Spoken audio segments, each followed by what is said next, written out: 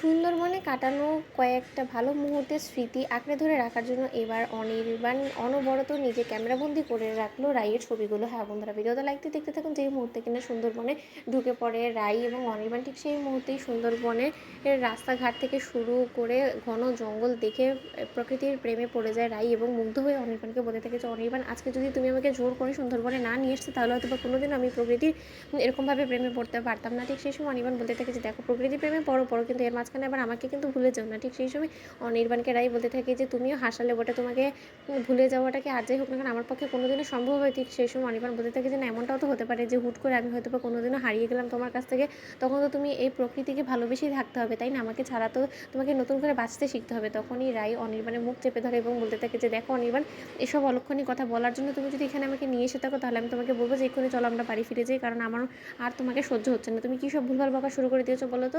বালাশের তুমি কেন আমার কাছ থেকে আলাদা হতে যাবে? আমাদেরকে আর কেউ কোনোদিন আলাদা করতে পারবে না। অন্যদিকে অনির্বাণ বলতে থাকে যে এবার যদি স্বয়ং ঈশ্বরও এসে তোমাকে আমার কাছ থেকে কেড়ে নেওয়ার কথা বলে, তখন আমি ঈশ্বরকে বলবো, ঈশ্বর তুমি প্রথমে রাইয়ের আগে আমাকে কেড়ে নাও। আমার প্রাণটা যদি রাইয়ের আগে চলে যায় তাহলে অন্তত আর যাই হোক না কেন রাইয়ের মৃত্যুর শোকটা আমাকে সহ্য করতে হবে না, কারণ তোমাকে হারানোর শোক আমি সহ্য করতে পারবো না রাই।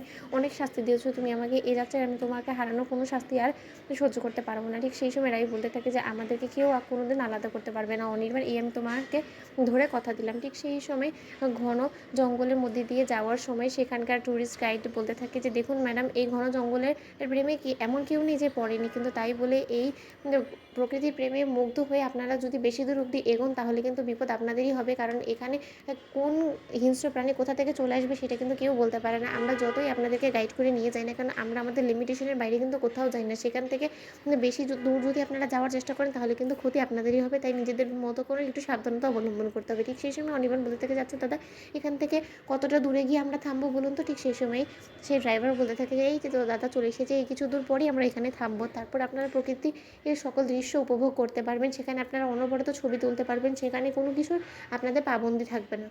অন্যদিকে ট্যুরিস্ট স্পটে পৌঁছানো মাত্রই অনির্বাণ যখন রাইয়ের অনেকগুলো ছবি তুলে, ঠিক সেই সময় রাই বলতে থাকে যে কী ব্যাপার, তুমি এরকম করে আমার ছবি তুলে রাখছো কেন নিচে ক্যামেরাবন্দি করে, যাতে কিনা আমি হারিয়ে গেলে আমার ছবিগুলো দেখে তুমি স্মৃতি আঁকড়ে ধরে বাঁচতে পারো? ঠিক সেই সময় অনির্বাণ বলতে থাকে যে না, তোমার ছবিগুলো এর জন্য তুলে রাখছি যাতে কিনা এই সুন্দর মুহূর্তগুলোকে আমরা আমাদের ভবিষ্যতে আমাদের সন্তানকে দেখাতে পারি।